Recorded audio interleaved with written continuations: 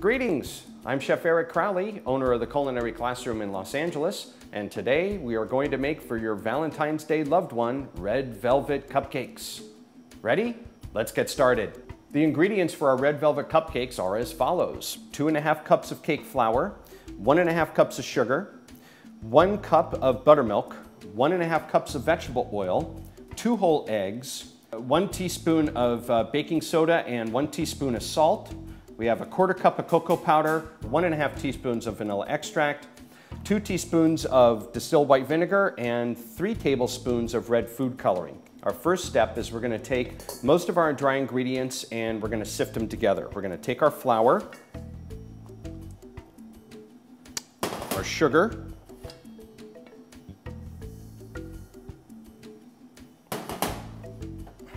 baking soda, and our salt. Okay. Sifting is really important when it comes to making cakes for the primary reason that we want to be able to get all the ingredients blended together. Sifting is also going to help work out any lumps, and those are our sifted dry ingredients. Forgot to sift my cocoa powder, so I'm just going to go ahead and pour it right into here. Stir it together with a whip, and that'll be just fine. Next up, we're going to wind up taking our milk and we're going to add in our white vinegar into it. Okay? And stir that around a little bit, and you're actually going to notice a little bit of curdling when you start to stir it on up. That's absolutely fine. Second bowl right here is going to have all of our wet ingredients: the oil, eggs, vanilla, red food coloring. Blend it up really well. Then we're going to add in our milk and vinegar mixture. Our next step is really just a classic, what bakers call a straight mixing method. We're going to take the wet ingredients, pour it into the dry, stir it around just until it gets combined, and then we're going to be ready to bake.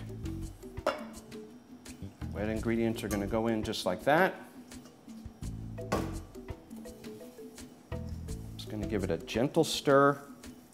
Notice I'm not going to take the whip and really start to vigorously stir. I don't want to work up a lot of air into the batter.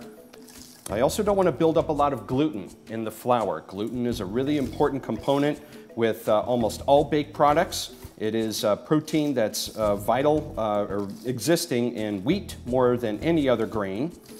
And you start to activate it when you start to get it wet. So here I have just a standard muffin pan that has 12 cups in it. I've got it lined up with 12 cupcake liners. This particular recipe will actually make 2 dozen. What I find works really well to fill them is just a nice little ice cream scoop. You could even use a spoon, or you could use a ladle too.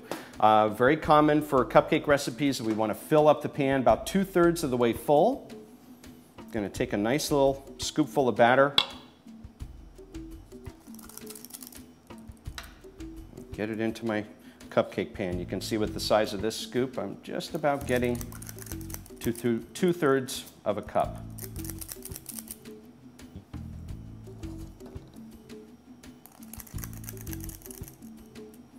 You'll also notice that the cupcake batter is actually going to come up on the side of the paper. That's absolutely fine. You'll also notice that the cupcake batter may actually not be totally smooth on the top, as with this one here. That's fine as well.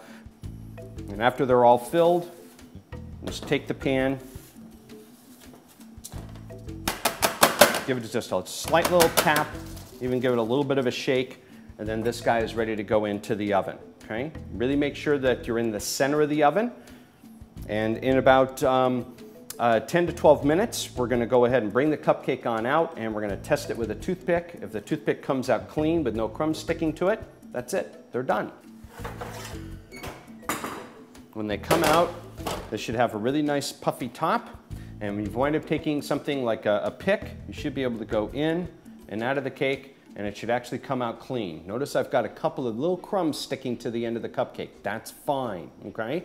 If you wind up baking it to where the pick comes out absolutely clean, your cupcake is gonna be completely dry. So now that my red velvet cupcakes are out of the oven and have been allowed to cool off, I'm ready to decorate them. I commonly wind up utilizing my cream cheese frosting, a recipe of which you can find elsewhere. And I'm gonna wind up taking a cupcake, got my cream cheese frosting inside a pastry bag with a star tip, and we're going to basically make some nice little rosettes on top of our cupcake. You can even get the frosting to come in contact with the paper.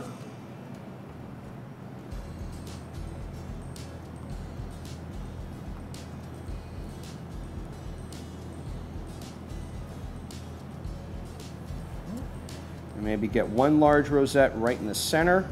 And then we're going to finish it off with a little decor, just a little heart-shaped candy that you can get at the supermarket. You can maybe even get a couple onto the plate. And that is our red velvet cupcake for Valentine's Day. Thanks for watching. Be sure to click other links on the site to find other recipes. Also be sure to subscribe so you can see other treats that I'll be baking. If you can't find something that interests you, go ahead and send an email to requests@Mahalodotcom. See you soon!